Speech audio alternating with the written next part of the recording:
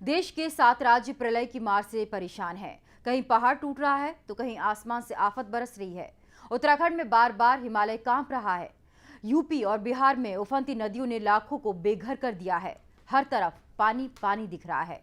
इस पानी पानी प्रलय का सच क्या है? उत्तराखंड में बार बार हिल रहा है हिमालय। हरिद्वार से देवप्रयाग तक पहाड़ पर हाहाकार। पौड़ी से देहरादून तक तबाही का सैलाब। पहाड़ से मैदान तक प्रलय की वजह क्या है? क्यों यूपी के 9 जिले अचानक डूबने लगे?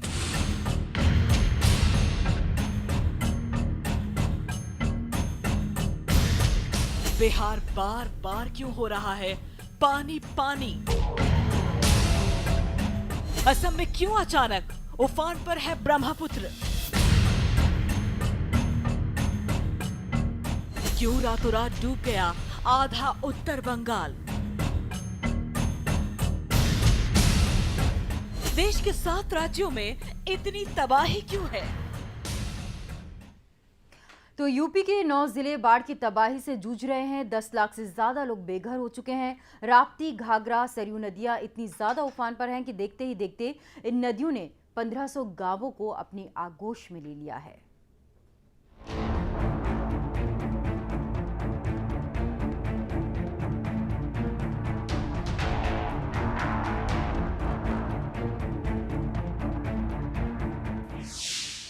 उत्तर प्रदेश में बाढ़ से हाहाकार।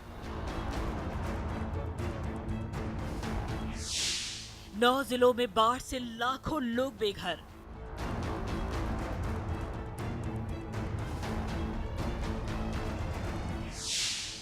नेपाल से आई बड़ी आफत। उत्तर प्रदेश के 9 जिलों में बाढ़ ने कहर ढाया है।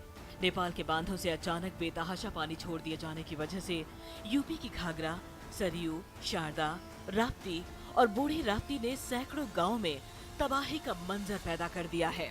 बाढ़ में फंसे लोगों की मदद के लिए सशस्त्र सीमा बल और पीएसी को तैनात किया गया है। राज्य के मुख्य सचिव आलोक रंजन के मुताबिक बाढ़ से 1500 गांव प्रभावित हैं। जैसे बहराइच में 202 गांव हैं और आपके उसमें 117 हैं श्रावस्ती में। तो ये 9 जनपद में अगर आप समझ लीजिए तो यही करीब 1000-1500 गांव ऐसे हैं जो कि पूर्ण रूप से प्रभावित हैं। 1500 गांव पर बाढ़ की आफत।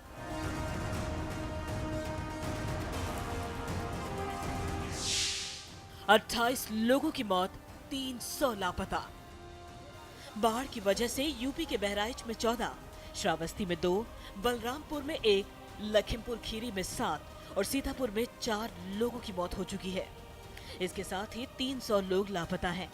उत्तर प्रदेश में बाढ़ का सबसे ज्यादा कहर बहराइच पर दिखा है, जहां एनडीआरएफ की टीम को रेस्क्यू में लगाया गया है। बहराइच के 202 गांव बाढ़ की चपेट में हैं। यहां के नानपारा और महसी तहसील के 250 मकान ढह गए हैं और 95 झोपड़ियां बह गई हैं। पीएसी के 2 प्लाटून जो है वो बहराइच को दे दी गई है। उनके पास 19 मोटर बोट भी हैं और नाव उनके पास करीब 278 नाव बचाव कार्य में लगी हुई है। यहाँ पे कई लोगों को ये कई गांव यहाँ मरून हो गए थे, जहाँ से लोगों को निकाल के मतलब सुरक्षित स्थान पे ले जाके रखना पड़ा है। करीब 4800 की संख्या है। 4800 लोगों को बहराइच जनपद में सुरक्षित स्थान पे ले जाके रखा गया है बाढ़ चौकियों में। वहाँ उनके खाने का, दवा का, इलाज का हर चीज का प्रबंध जो है किया जा रहा है। मेडिकल टीम भी पहुंच गई है, खाद्य सामग्री इत्यादि भी सब पहुंच गई है। सरकार कह रही है राहत पहुंचा दी।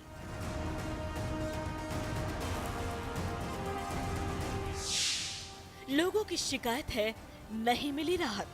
यहाँ तो स्थिति बहुत खराब है। यहाँ सब बूढ़ा खाता चल रहा है। हाँ, बूढ़ में चल रहा है बिल्कुल। कितने गांव डूबे हैं, जलमग्न हैं? अरे बहुत गांव डूब गए इधर, लगभग 80 घर डूब गए इधर गांव में। एक गांव में 80 घर डूब गए। कैसे वहाँ से निकले गांव से? कुछ खाने पीने का सामान? अरे डूबते हुए निकल आए, और कैसे निकले? कोई निकालने वाला नहीं आया। लगभग 5-6 गाँव बिल्कुल तराई में है।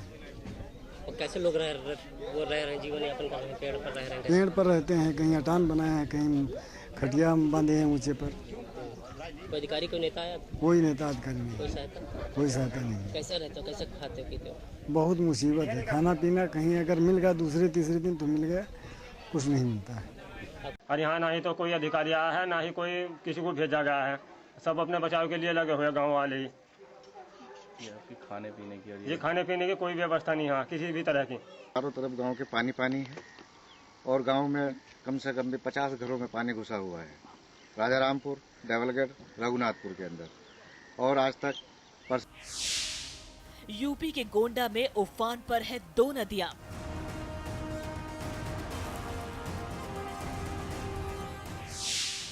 घाघरा घेर चुकी है, सरयू डरा रही है।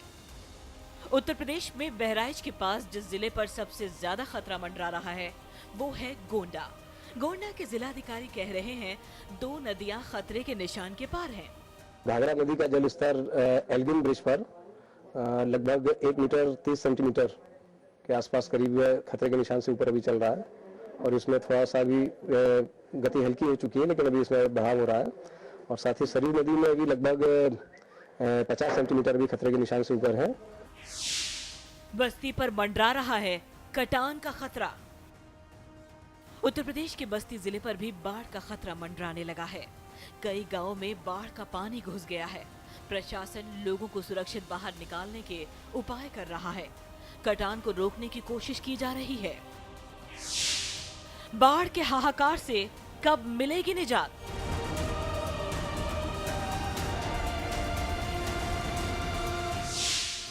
नेपाल से पानी आना कब बंद हो जाएगा? उत्तर प्रदेश के तराई जिलों में आए बाढ़ की सबसे बड़ी वजह नेपाल के बांधों से पानी छोड़ा जाना है। लोग ये सवाल कर रहे हैं कि उन्हें बाढ़ से आखिर कब तक निजात मिलेगी। क्या नेपाल से केंद्र सरकार करेगी बात? नेपाल से वार्ता की जाएगी। 10 लाख क्यूसेक पानी बिना बताए उसने छोड़ दिया, जिसकी वजह से कई प्रभावित। ऐसा है, लगातार उनसे संपर्क में हम लोग हैं, हम लोगों की बातचीत हो रही है, लेकिन जहां तक नेपाल सरकार के लिए भी संभव है, नेपाल सरकार अपनी तरफ से प्रयत्न करेगी। News express bureau report. Himalaya पर बार बार आ रही आफत ने उत्तराखंड सरकार की नींद उड़ा दी है। उत्तराखंड के मुख्यमंत्री हरीश रावत ने कहा कि बार बार हिल रहे हिमालय से हो रही त्रासदी से निपटने के लिए अब एक बड़ी रणनीति बनाई जा रही है। उत्तराखंड में ये पिछले साल जो ट्रेंड आपदा का दिखाई दिया कि पूरा हिमालय एक रिज को लिया उसने, तो इस बार भी जो इस साल आई है अभी 2 दिन पहले, इसने भी एक पूरी रिज को लिया है। हमारी यमकेश्वर, ऋषिकेश, यमकेश्वर, द्वारिखाल रिज को लिया। तो हमने कहा ये अब हमको एक स्थायी व्यवस्थाएं भी करने की जरूरत पड़ रही है। उत्तराखंड में हिमालय बार बार हिल रहा है। गंगोत्री से लेकर यमुनोत्री तक के रास्ते बंद हैं। पहाड़ से गिर रहे मलबे ने सैकड़ों घर तबाह कर दिए हैं। पहाड़ के लिए जिंदगी और मुश्किल हो गई है। उत्तराखंड के 5 जिलों पर कुदरत की मार लगातार पड़ रही है। ऊपर से मौसम विभाग चेतावनी दे रहा है कि तबाही और बढ़ सकती है। उत्तराखंड के 5 जिलों पर कुदरत का कहर। उत्तराखंड में 3 दिन से लगातार जारी बारिश की वजह से लोगों को मुसीबतों का सामना करना पड़ रहा है। फिलहाल उत्तराखंड में बारिश नहीं हो रही है, लेकिन नदियां अब भी खतरे के निशान पर हैं। उत्तराखंड के 228 गांवों का संपर्क देश के बाकी हिस्सों से टूट गया है। पौड़ी गढ़वाल में बार बार हिल रहा है हिमालय। पौड़ी गढ़वाल में बीते 1 हफ्ते में जमीन खिसकने की 3 वारदातें सामने आई हैं। पौड़ी के कई गांवों का संपर्क देश के बाकी हिस्सों से टूट गया है। राहत और बचाव के कार्य में भी तेजी नहीं आ पा रही, क्योंकि हिमालय बार बार हिल रहा है और बार बार मलबा रास्ते पर आ जा रहा है। जमीन खिसकने से यमुनोत्री का रास्ता बंद। उत्तरकाशी में पहाड़ खिसकने से यमुनोत्री जाने वाले रास्ते पर इतना मलबा पसर गया कि पूरा का पूरा रास्ता ही बंद हो गया।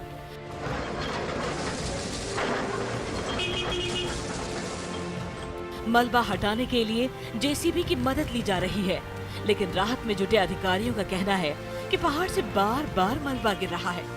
वहीं स्थानीय लोगों की शिकायत है कि उनकी मदद नहीं की जा रही। क्या कहना चाहेंगे तो कहना तो बहुत कुछ चाहते थे, पर लेकिन कहें क्या, कोई सुनने वाला तो है नहीं। आपको पता है कि साहिबगंज में बराबर ऊपर से पत्थर आ रहे हैं, कोई देख नहीं रहा। परसों एक गाड़ी में पत्थर गिरा, एक आदमी मरा भी। बड़कोट से कोई ना ऊपर जाने को राजी है, ना कोई ऊपर आने से नीचे आने से ऊपर से नीचे आने को राजी है। कोई गाड़ी में न कोई यात्री बैठने वाला है। क्या करें, रोजी रोटी जो है सब चौपट पड़ा हुआ है। न कोई एनएच वाला देखने वाला है कि कहाँ क्या है, न कोई प्रशासन न कोई प्रशासन। गंगोत्री का रास्ता पहले ही बंद हो चुका है। गंगोत्री के रास्ते पर सेना के वाहन 48 घंटे से फंसे हैं, क्योंकि हिमालय से मलबे का बड़ा बड़ा टुकड़ा रास्ते पर आ गिरा है। मलबा हटाने की कोशिशें भी नाकाम हो रही हैं। सेना के जवानों तक राशन नहीं पहुंच पा रहा है। सब्जी हो गई, अरे मिल्क हो गया, नहीं पहुंच पा रहा है। वहाँ पे इस चीज़ को काफ़ी परेशानी उठानी पड़ रही है हम लोगों को। जवान को कई चीज़ के प्रॉब्लम, सब्जी से लेकर राशन से लेकर मतलब मुश्किलें काफ़ी पैदा हो गई है। उत्तराखंड में हर दिन जमीन धंस रही है। देवप्रयाग में जमीन धंसने से रास्ता बंद।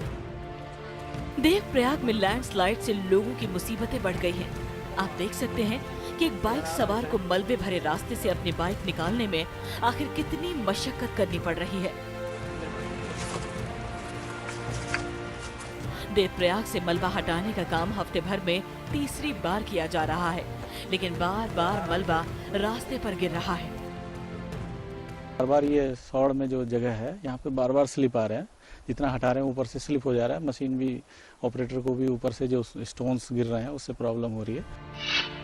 हिमालय हिल रहा है, आसमान कांप रहा है। देवभूमि में इस तबाही की वजह क्या है?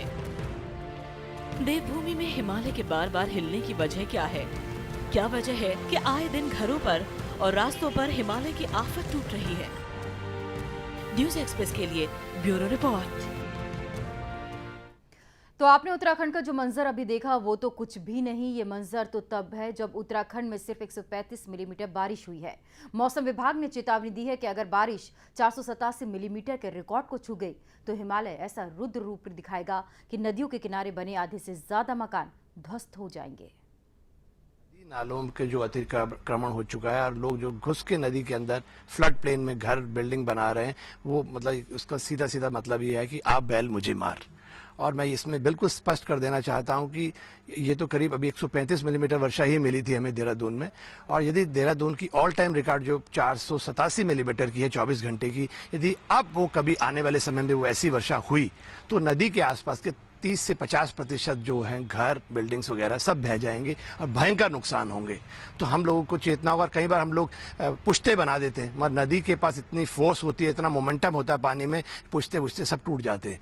तो ऐसे में हम लोगों को ये सोचना होगा कि हम लोग जहाँ रह रहे हैं वहाँ किस चीज़ का खतरा है, और यदि खतरे वाली जगह है तो उसको ऐसी जगहों को अवॉइड करना चाहिए। अन्यथा नेचर में कब क्या हो जाए कोई इसका मतलब पूर्वानुमान इतनी जल्दी नहीं दे सकता है।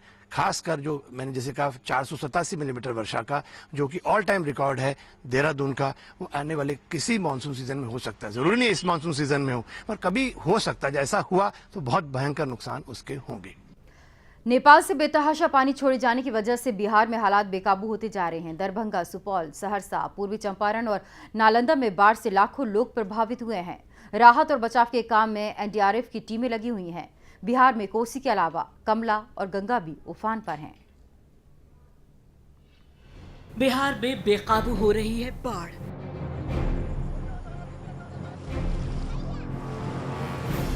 बिहार के पूर्वी चंपारण और नालंदा जिलों में नदियों का जलस्तर काफी बढ़ गया है और तटबंधों को तोड़ बाढ़ का पानी रिहायशी इलाकों में घुसने लगा है। बाढ़ के खतरे को देखते हुए प्रशासन ने रेस्क्यू ऑपरेशन शुरू कर लोगों को सुरक्षित स्थानों पर पहुंचाना शुरू कर दिया है। दरभंगा में कमला नदी उफान पर, 45,000 लोगों पर बाढ़ की आफत। दरभंगा में जहां कमला बाला ने तटबंधों को तोड़ दिया है, राहत कार्य शुरू हो गए हैं। इलाके का हवाई दौरा किया जा रहा है। दरभंगा जिले में बाढ़ से करीब 45,000 लोग प्रभावित हुए हैं। बाढ़ में फंसे 15 छात्रों को एनडीआरएफ की रेस्क्यू टीम ने बाहर निकाला। करीब 15-16 बंदे वहाँ फंसे हुए थे जो मेन धार के बीच में थे और वो डेंजर जोन था, उसको वहाँ से निकाल लिया गया और मेरा ऑपरेशन जारी है। बिहार के सुपौल में घरों में घुसा पानी। नेपाल से आ रहे बेतहाशा पानी से कोसी उफान पर है। सुपौल के निचले इलाकों में पानी भर गया है। सैकड़ों लोग रातों रात बेघर हो गए हैं। सुपौल प्रखंड में, उसके बाद किशनपुर पंचायत में बहुत सारे लोग उसमें अभी फंसे हुए हैं और जो है सरकार की तरफ से जो कोई व्यवस्था नहीं हुई निकालने की, लेकिन लोग जो है अपनी तरफ से जो है नाव व्यवस्था करके निकल रहे हैं। नालंदा में बाढ़ से बेहाल है लोग। बिहार के नालंदा में स्थिति काफी गंभीर है। अष्टवान और रहुई ब्लॉक में सबसे ज्यादा लोग बाढ़ से प्रभावित हुए हैं। हजारों बाढ़ पीड़ितों को सुरक्षित स्थानों पर पहुंचाया जा रहा है। पूर्वी चंपारण में बाढ़ से हजारों लोग बेघर। बिहार के पूर्वी चंपारण जिले में बचाव और राहत कार्य शुरू कर दिए गए हैं। पहले से मौजूद national disaster response force team के 8 दल राहत में जुट गए हैं। पानी छोड़े जाने की वजह से कई तटबंध टूट गए हैं। न्यूज़ एक्सप्रेस के लिए पटना से रवि रंजन के साथ ब्यूरो रिपोर्ट।